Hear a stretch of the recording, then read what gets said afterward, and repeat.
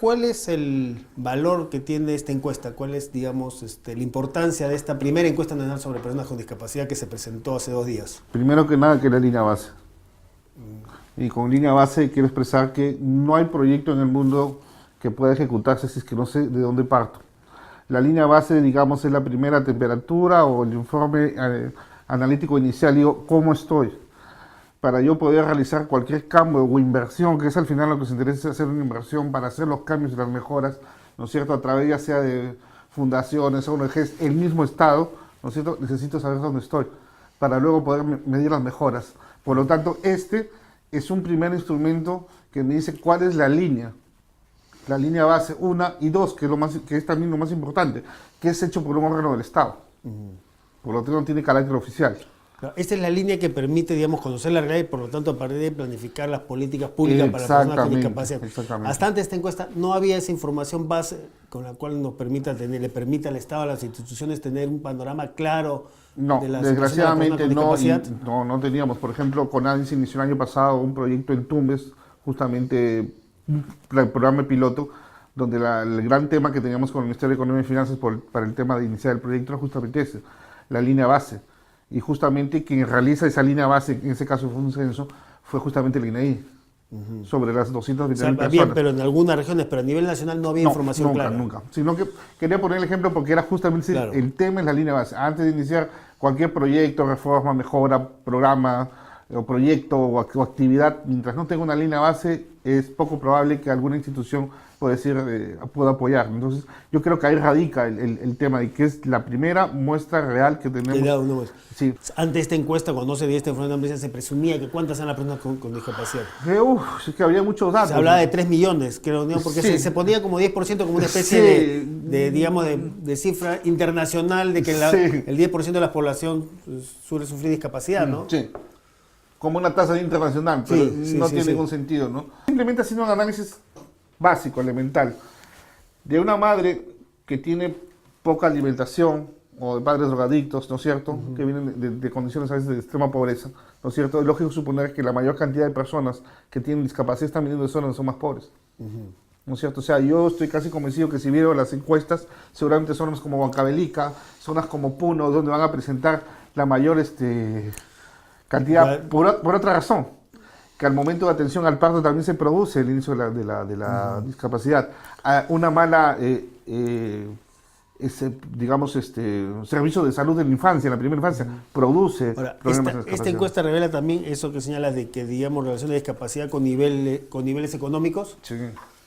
Mira, esto te lo señala, pero te digo un dato preciso, para un dato preciso entonces, es un dato de censo. Te digo, el 40% de las personas con discapacidad, y esto lo corrobora porque está hablando algo de 38-36%, la mayor graduación que tiene es la primaria. Saquemos la cuenta. Y de ahí cuando uno ve y extrapola, ¿no es cierto? Porque y ojo con esto, y es importante esto de la niñez, cuando uno extrapola y dice de estas personas que llegan solamente hasta la primaria, que digamos 15 o 20 años después cuando ingresan a la edad de la población económicamente activa, ¿no es cierto?, ellos reciben menos ingresos. Es por esa razón que en Tumbes nomás tenemos 30% de personas con discapacidad en edad laboral que no laboran. Entonces hay una relación y estoy convencido que con lo mismo debe pasar con la salud. Ahora, está claro que entre las personas con discapacidad hay mayores niveles, digamos, de no escolaridad, digamos, que el nivel de no haber terminado la escuela es más alto entre las personas con discapacidad.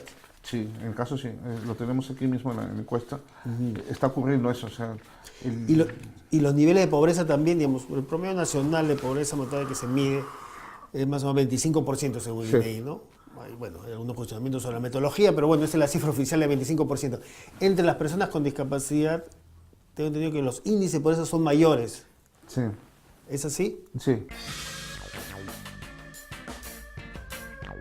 Esta encuesta que sirve como línea base permitirá, digamos, definir políticas públicas y presupuestos para las personas con discapacidad, porque otra vez se venía trabajando con supuestos sobre cuántos son y qué discapacidades tienen, ¿no?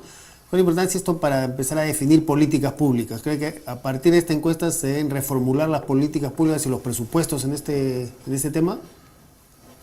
Sí, claro. En realidad esa ha sido la finalidad de la encuesta, ¿no?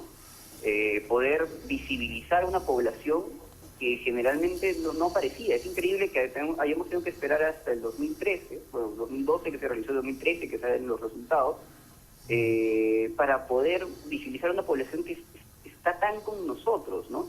Yo creo que casi todos tenemos algún familiar que tiene algún tipo de discapacidad y es increíble que no hayamos sabido antes por lo menos cuántos eran, ¿no? Entonces, ¿cómo ejecutar el presupuesto? ¿Cómo poder hacer políticas públicas si no teníamos, como usted mismo dice, nos basábamos en supuestos? Entonces, por lo menos ahora sabemos, no es poco tampoco.